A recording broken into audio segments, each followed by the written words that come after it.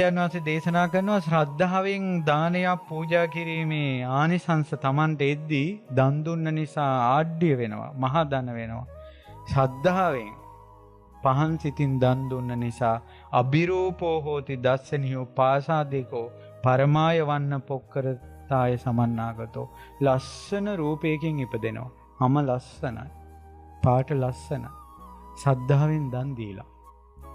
ඔයාලගේ හිත යන ලස්සන රූපයක් තියෙන කෙනෙක් ඔයාලා කවදා හරි දැක්කොත් ඔයාලා බුදුරජාණන් වහන්සේගේ වචනේ විශ්වාස කරන්න. මෙයානම් සංසාරේ ශ්‍රද්ධාවෙන් දන් දීලා තියෙනවා. ඊට පස්සේ දේශනා කරනවා මේ සකසලා දන් දුන්නොත් එහෙම වෙන විපාකේ දන් දීම නිසා මහා ධන භවභෝග ඇතු උපදිනවා.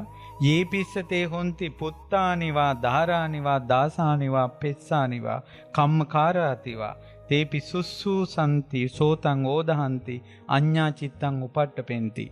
සකසලා දන් දීමේ සකසලා පින්කම් කිරීමේ පිළිවෙලකට කටයුත්තක් කිරීමේ විපාක තමයි එයා කියන දේ තමන්ගේ නෝනා අහනවා, තමන්ගේ දරුවෝ අහනවා, ටීචර් කෙනෙක් නම් ගුරු ළමයි ටික අහනවා, දේශකයන් වහන්සේ නමක් නම් අනිත් අය අහනවා.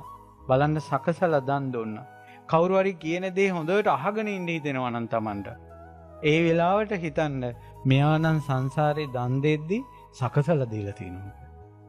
ඒ බුදුරජාණන් වහන්සේගේ ධර්මයේ ගැන ශ්‍රද්ධාවට එන්න.